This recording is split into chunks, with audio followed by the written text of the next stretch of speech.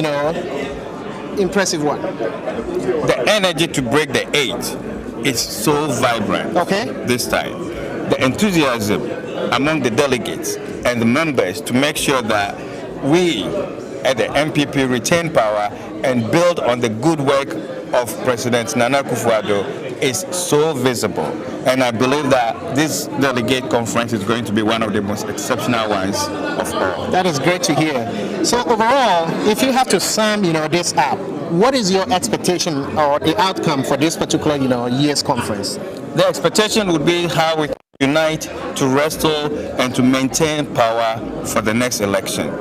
The threat of having the NDC come to power in the next election is so visible that we need to unite, we need to work together, and we need to go beyond our means to make sure that we can break the 8 and we can continue the good work and the good policies of the current administration. That is what I believe at the end of the conference. That will be the team to come out.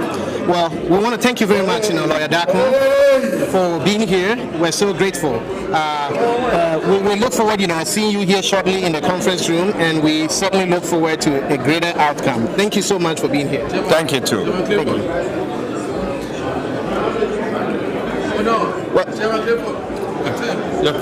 Thank you.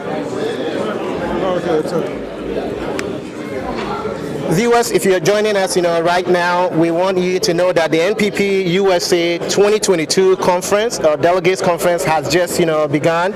We're doing the preliminary, interviews, having, really good time and conversations, with all of our participants. We know, you're very excited, to see what is going to happen here today. So thank you so much for joining us.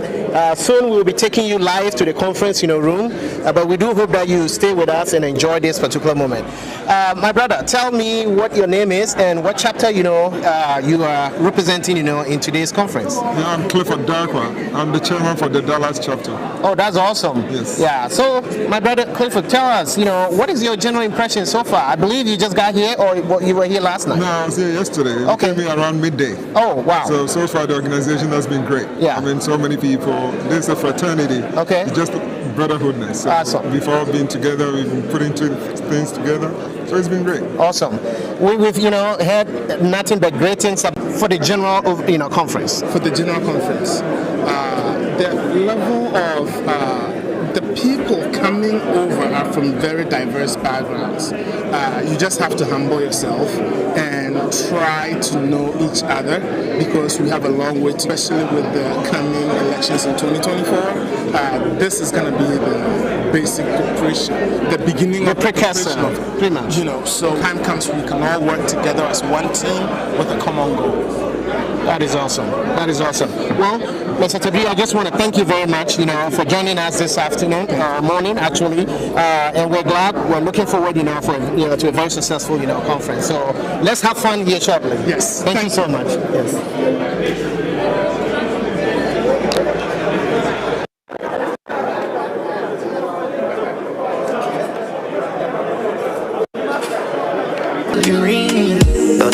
Let it fall on your spleen. Heard you was alone, I'm about to slide. Don't talk, not too bad, you go. Forget you find.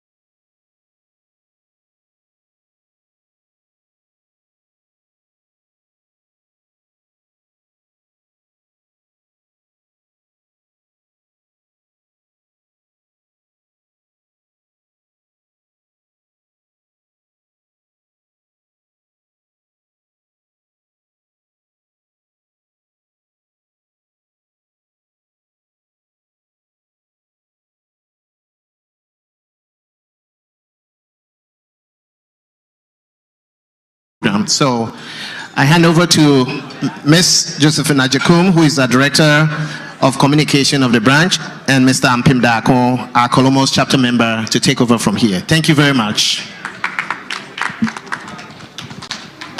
Kukrudu. Kukrudu. Thank you very much, my fellow moderators. Good afternoon and welcome back to the second session of this program. As we all know, it's NPP USA 2022 Delegates Conference, and there have been a lot of speakers. We all know that we all have mandates to fulfill in our various chapters. The theme that we have all been witnessing today is recognize, and retain. It takes a whole nation to do that. But we as NPP USA want to be the pace setters of this 3 You guys have changed your battery too still. hours. These hours are what is going to take us to 2024. And I crave your indulgence to be part of this revolution, I'll call it, for NPP USA, so that we will get to our destination peacefully and hands down as the new flag bearers of NPP USA and NPP Ghana. Thank you very much. I'll introduce my fellow moderator. He's in the person of Mr. Prince Ampim Dako. Hello. Thank you. All right, thank you very much. Kukudu. Aduane da so shemo ana. Kukudu. Kukudu. Kukudu. I like the energy. Thank you so much. The last time I was in this podium, I was an MC, and you upgraded me a moderator. You know, watch man cry out than the security. So I feel it. Thank you so much, Director of Communications, for that. Today, as she did say, we are going to reflect on the theme, and we're going to focus on a section of the theme. That is recognizing our mistakes. And I would like to start by saying this from Stephen Den. You can never make same mistakes twice, because the second time you make it, it is a choice. And I know very well that whoever doesn't make a mistake means that the person does nothing. Ladies and gentlemen, this session is going to be very beautiful, and want it to be very participatory after my co-moderator introduce our speaker, and then we'll go straight into business of panel discussion. So get your questions ready, because we're going to be... Thank you. Thank you very much, Ms. Josephine Agyapong. Without much as I do, please, I ask that you follow me here so we can get to the bottom of this. Okay. It is my singular privilege to introduce one of our own. He is a politician, a businessman, a philanthropist. He is in touch with not just the basic core party supporters, but cuts across all demographics and social standings. He speaks the language of the commoners, not only in NPP, but also Ghanaians. The truth of the matter is that he comes out as an honest broker in our beloved country.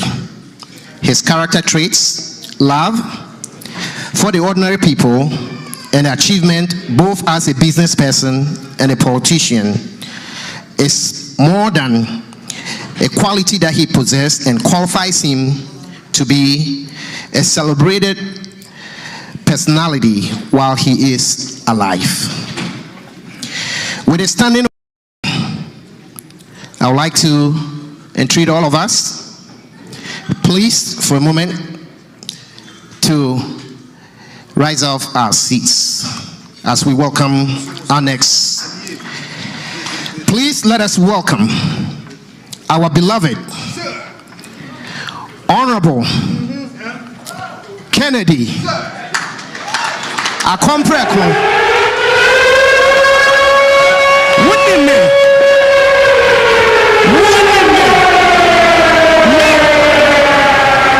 Honorable Kennedy Akompreko Agyapong, the Member of Parliament for Asin Central. Make sure say more MPP for.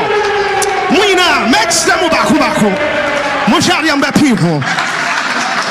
Please let us welcome our Honorable Kennedy Agyapong.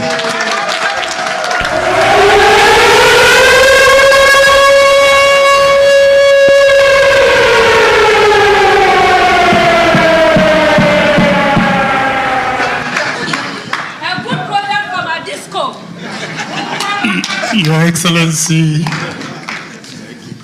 my girlfriend, my sister, Hajia Alima.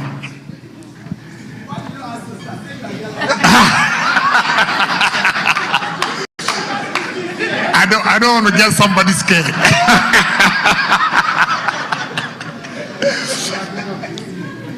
My first Deputy Speaker,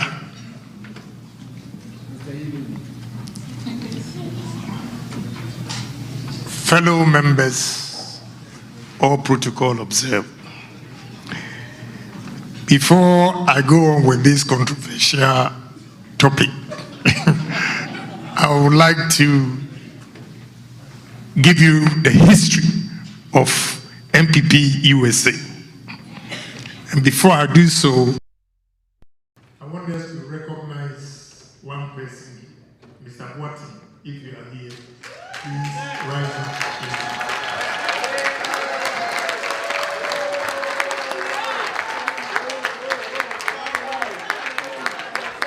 This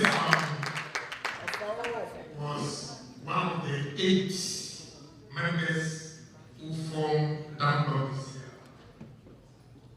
group at York, Brooklyn, Flatbush. Nana Yamachi's apartment was apartment on the 8th floor. Flatbush. Yes, we have Mr. Boating, lawyer Asiedu, Boachie Agyapong, Dr. Amoakon, myself. I think before we brought Kwame Usu and the rest in, who became the first MPP USA chairman. That was in 1990. With Mr. Agyapong was also one of us.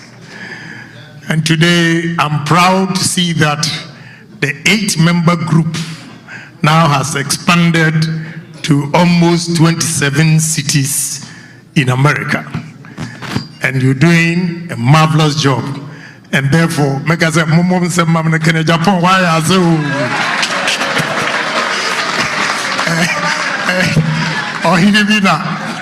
Hinibina, our constituency, or ex-military officer. Anytime you go to me, he will talk and talk and talk, nobody will clap. Then he will ask, Ebe, into almost same manana, no, I ask you know, I want to read this topic that you've given me, because when I tell you the truth, by the time I get to Accra,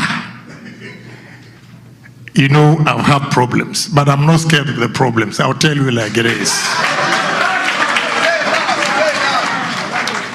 So keeping the trust in MPP. We should clap for ourselves that we belong to a good political party. It is the only party that makes a difference in society, especially the ordinary people. Because our opponents believe that they are socialists. We believe that we are capitalists, but we take care of the ordinary people more than those who claim to be socialists. Because the socialists, as soon as they take power, becomes capitalists. And they amass wealth at the expense of the masses. But when we take over power as capitalists, we still take policies, implement policies that effect change in ordinary people's lives. And that is MPP for you. We want to take account of what MPP has done so far from President Kufuor's time. When President Kufuor took over in 2001, Ghana inflation was at 41%. Before he left, it was at 18.5. NDC came to power for 8 years. And from 18.5, when they were leaving, the interest rate was 36%. Today, the interest rate is 19%, just recently, because the prime rate has been increased from 14.5 to 17. We're still better off than NDC. That is why I personally believe that Ghanaians' choice first is MPP political party and not any other party. Under President Kufuor's administration, the capitalists introduced what we call LEAP. The capitalists introduced a system where pregnant women went to hospital for free. It was a capitalist who gave free access to the junior high school. You went to school for free. The junior high school was introduced by President Kufuor. Look at the numerous development that was done under President Kufuor. But unfortunately, Ghanaians as we are, we do not appreciate good things. So whatever he did, we made a mistake, and our internal squabbles from our own end led us into opposition. Internal squabbles, our own led us to opposition. NDC did not contest the election and won. We gave the power to them.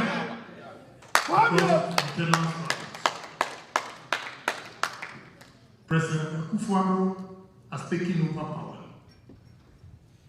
And look, a poor soul like myself will always appreciate President Kufuor, because I had classmates. I was the fourth boy in my class in my village. The first 3 guys couldn't go to secondary school. The first 3 guys couldn't go to secondary school. If it was a Kufuor's time at that time, these guys would have been medical doctors, lawyers, professionals. But today, when you see them, you feel sorry for them. So I appreciate what President Kufuor has done with these free SHS. That ordinary people, for the first time in my constituency, a girl from my village had 7 A's and a B. 7 A's and a B. It has never happened in the history of my village. But because of the good policy of President Kufuor, this girl is now going to university. Even when she had all these grades, 206 Ghana cedis for registration, she couldn't afford it. So can you imagine, if you can't afford 206 cedis, how would you pay 2,000 to go to school? These are some of the opportunities and advantages of free SHS. And we should pat ourselves that because we elected President Kufuor, that is why ordinary people are also showing their talents. They are capable, but because of poverty, you look at them and you think they are stupid. But now with Kufuor's free SHS, talents are being developed. Talents are being tapped from these results that they are getting. Again, we are not talking of only free SHS. There is one program that Kufuor has introduced that I want some of you here to take advantage of. That is one district, one factory. One constituency, one factory. Because what is involved, if you don't make an attempt, you wouldn't know the importance of this one district, one factory. Why I say so is that I had always believed in myself that I don't want to get myself in government, anything with government that will make me rich. I don't want to get involved, meaning I don't want to buy a land, government property and all those things. But one day, an Indian told me, Honorable, I'm building a steel plant and they are the contractors buying the equipment and everything. And he told me something. He said, look, go under one district, one factory, and all the duties will be exempted. I didn't believe him, but fortunately, I happened to be on the flight with Honorable Alain Martin, and I told him that this is what I'm doing. And he said, come to my office, register under one district, one factory. And I did. And trust me, with a duty of about $4 million duty for the equipment, I'm now paying just $400,000.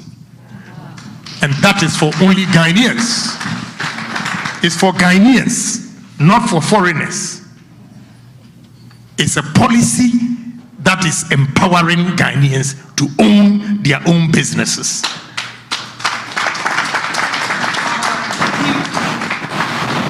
And this is going to create jobs.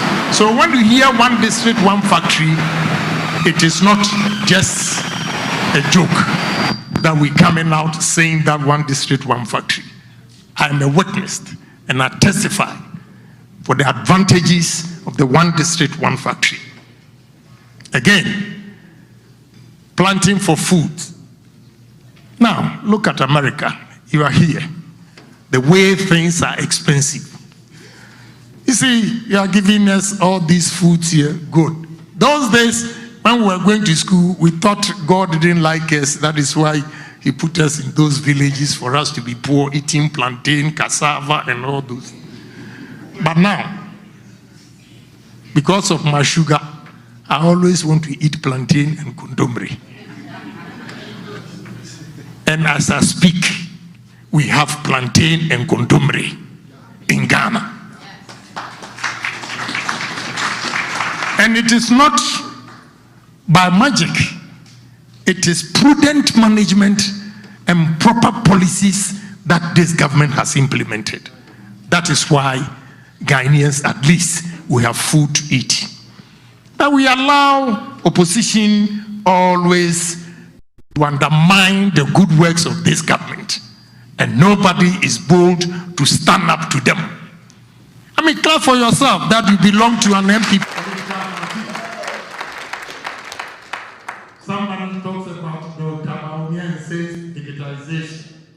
You know what this man has done for the country? When an NDC man was given a contract of $1.2 billion, Dr. Maumia used $4 million to execute this project. Do your mathematics. How much will save the country? And we are not proud of ourselves. When we hear them ranting, then we believe in them. NDC members, they are just myopic thinkers. They are not dreamers. They don't think big.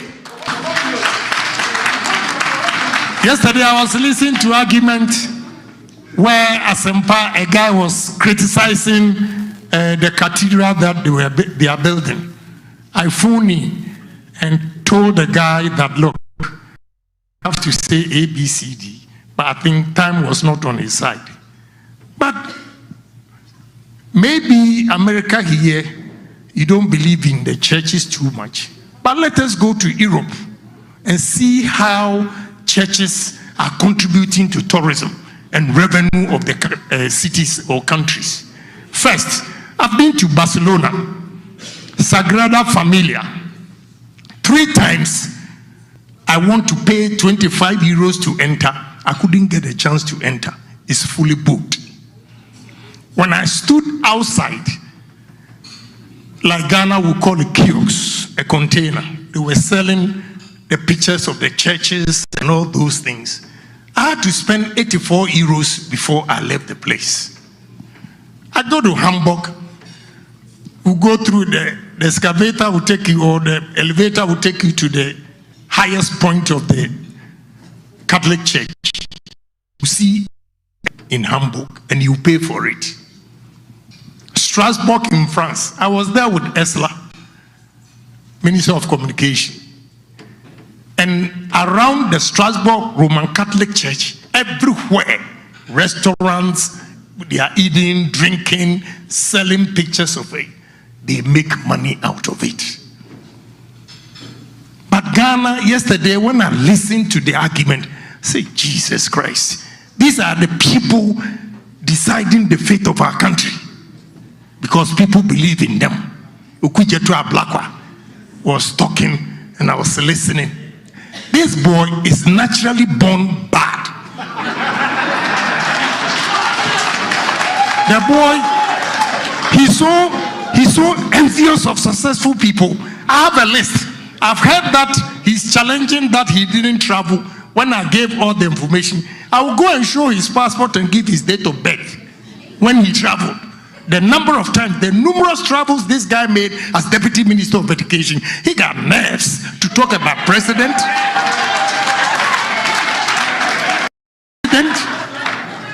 A president who takes, assuming every hour costs $15,000, granted, the man comes home with about $100 million project. $100 million project, $200 million project. How much would he have spent if hourly is 14,000? Calculated 24 hours, 24 hours. He never spends more than 4 days and he comes back. Do the calculation yourself and see. Compare to what Akufo-Addo brings home to the country. But we are not able to talk. We allow them to do this propaganda and we also buy into it. I have a friend in London that he picked me up. We had a fight from Heathrow Airport to my hotel because he believes in social media and nothing else. And he doesn't want to take any explanation from me. You see, NDC is dictating the pace for us. And we have become consumers of information. We don't digest. You have to digest information and see why this was said, what was said, and when it was said. Then you take a decision yourself. If not, all the good works that we are doing, MPP, it will come to naught. It will come to naught. So I want to assure you, ladies and gentlemen, that you should be a proud member of MPP because we have done marvelously for this country. If not, COVID. From 2017 to 2019, NDC, and we are talking of Mahama, give Mahama to me one-on-one and let's see in the debates. I'll floor him in a second.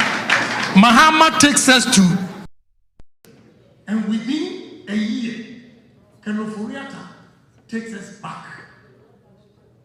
Under Mahama, the harsh conditions given to us because he took us to IMF, we could not employ. Military was frozen, police, fire service, teachers, nurses were not paid. Because of the good policy of Akufo-Addo through Kenoforiata, we were able to win ourselves from IMF. And we are masters of our own destiny, deciding the fate of our youth by giving them employment. At least we have over 47,000 young men and women in the security forces. And we will continue to employ them. Under NDC, they couldn't. And we are not happy with all these things. You are here, you panic. That, oh, Ghana, maybe I'm aware of it. Grocery. Rubber bag, yadishim krabitria $1. Speaker for 2 trip. Yakwa bekan was grocery shop. Rubber. Then you have a part of the and you become the other. They got used to their old system. But things have changed. And the way President Akufo-Addo managed the COVID in Ghana, look at the number of people that died in this country. America, with all their sophistication, what happened to them?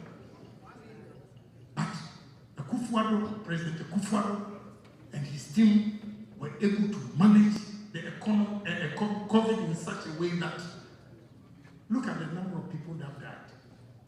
Please, it is an achievement and it is record. You're talking of, now they come out with the propaganda that we have to show the amount of money we spent on COVID and all those things. We'll be able to prove to them. And surprisingly, NDC and those opposition members, they are the people who demand a lot from government. And when they get it, because MPP, they know that we have to work and make money. If you don't work, you don't make money. So we are always working. NDC people believe in socialism. They sit, nothing, they don't do anything, and they just collect the money. Create, loot, and share. That is all they do. So please, under this government, we have done marvelously well. But we also have problems. We have problems. And I'll be straight and blunt. Look, when you look at the flashy programs that were being implemented the first term of President Akufo-Addo, we shouldn't have lost MPs like that. You should ask yourself, why did we lose? In the history of MPP, read my lips. When you swallow a bitter pills, you heal faster. So I'll let you know. For the first time, executives were openly supporting candidates against sitting MPs. Openly, executives. When I say executives, before I come to national executives, national executives, regional executives, constituency executives, they were all supporting candidates openly. It has never happened before. So those who lost were bitter. They decided, and some of them were also disqualified. So they decided, well, if you don't want me, let me stay somewhere. And it really cost us. One of them, I happened to be at the executive meeting, and one chairman was throwing his weight about as if he's the richest person, and when he talks, the president looks at him, vice president looks at him, and the guy is screaming all over at the committee, National Executive Committee meeting, and nobody says anything. I said, please, wake up, wait a minute. Who are you? You, a 40-year-old man, telling a 60-year-old MP, a 6-term MP, that he doesn't respect, and therefore you remove him. Who born dog? Who born dog? He goes again.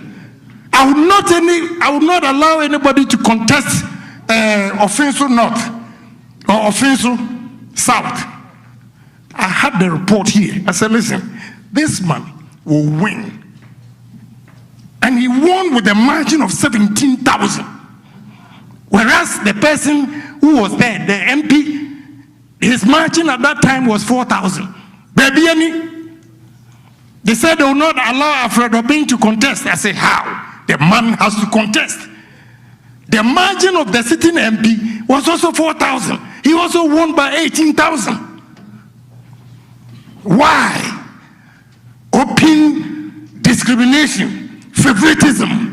That is the challenge we have, and politicians, we don't learn. It is still going on.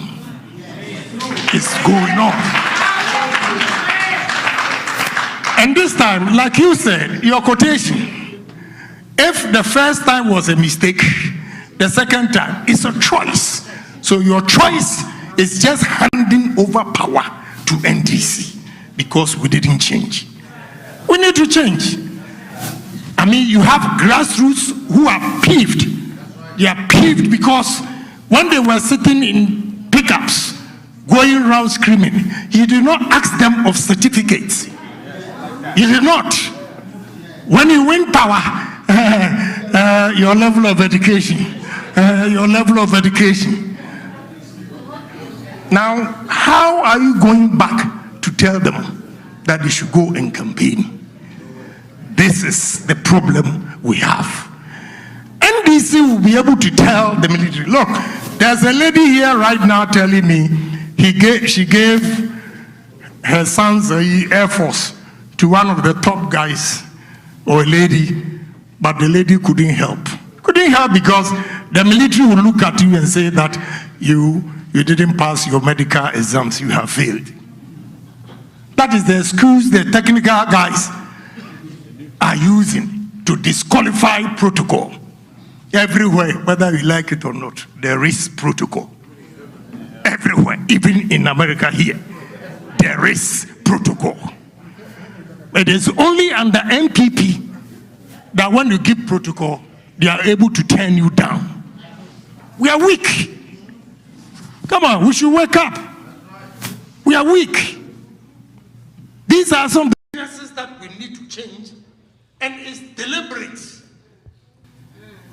It's deliberate. Another big problem we have is that those who get appointments, those who get businesses, who see a friend and pretend nothing has been given to him, lamenting.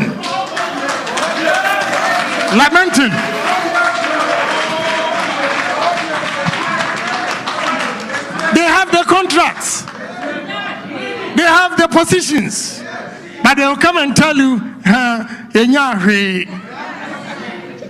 my philosophy is that if you tell Mr. A, who has not gotten anything, that at least I have something, it gives him hope that maybe tomorrow will be his turn. But if you go and pretend that nothing has been happening, and the way they'll say it, they destroy the party more. The very people who have gained go out there and lament as if nothing has been done to them. Such ungratefulness is also not helping our party. Then you should have a godfather before you get appointment in the party. Godfather. And those of us who don't have godfather, that, you know, yes, you should have godfather before you get appointment in the party. That is also a problem. We need to reward hard work. We need to reward hard work. We need to identify people who sacrifice their life to make it possible for MPP to come to power.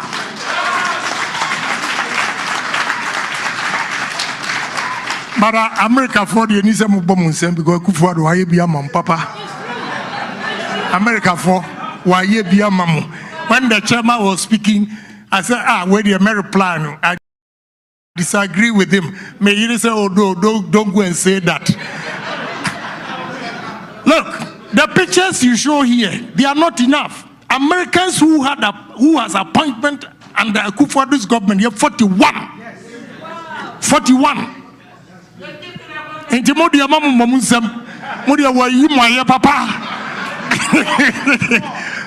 Now the problem is Muna positions, you know. Muna positions, you know. Take care of people who have not gotten anything. Munim very well, sir.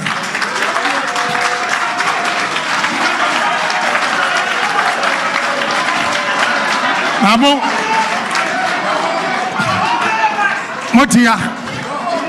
Motia Majiji appointment we nyina obaya me meka o me wa no obaya afre me ba obaya afre na we mu my contribution here am say ka kire gaji say nanti America for first o na jiji sika bre yo afi de o conference here na di sika ko na London for so afre me women's wing no so frame me na back me be say why I say most of the members in peeved because Omunyari. I'm saying, Abba, how can you say that to Akufo-Addo? US and UK appointment amonyen any because munyina no mudia munya no maya muhuye mohwa moyire no ma mon kan kire me se mo amonya appointment no. How many of you and mo ko campaign no of ya mo de mo maka ho na eko? How many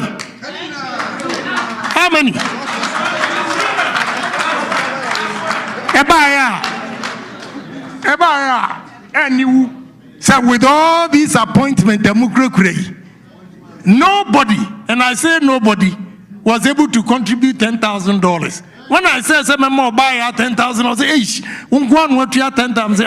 Now we appointment be no amonyano and where they. Now I'm afraid. My friend, my chief executive, Mr. Cratch, who now Houston, we are part of MPP USA. And also 10,000. Mon can check me say more magic appoint. What your contribution yourself, Fabra. There's everybody.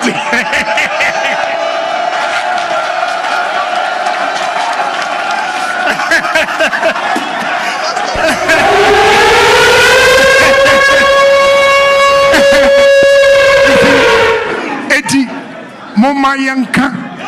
The benefit we have also gotten from this party, sacrifices we have made. Maybe said, Akufo-Addo has honored a lot of you for your hard work. Let us give back. Let us give back to our base. Let's give back to our base. Because it was through MPP USA. And Deputy. If he said we've made some mistakes, but overall our performance supersedes the mistakes that we've made. If you say it's still a good party that we don't have to be discouraged, we have to continue to support. And it's you today, it's me tomorrow. Definitely it's going to be your turn. Don't give up. And in life, if you give up, you have failed. So we don't have to give up. You should wake up to a hope. We wake up in the morning, there is hope that once you have life, you're going to make it. And once you belong to MPP party, at least if you don't get financial benefit from you, today you have peace of mind because those of you here, every 4 a.m. phone call before Akufo-Addo came, oh sister no more woman no pe member o mu odin eba yi o mu adwuma no o mu ko wo wi a eba oh bra na Grace school fees no sister na John school fees no and through Akufo-Addo you don't hear all these things. The first phone call pressure bia etimi ma wo no you have no idea. At least if you don't have financial benefit krano what for CBA and Kobe your burden, and we're a burden of the state through the good policies of President Akufo-Addo. And therefore, let's be happy. Say we belong to a good political party. Thank you. Thank you.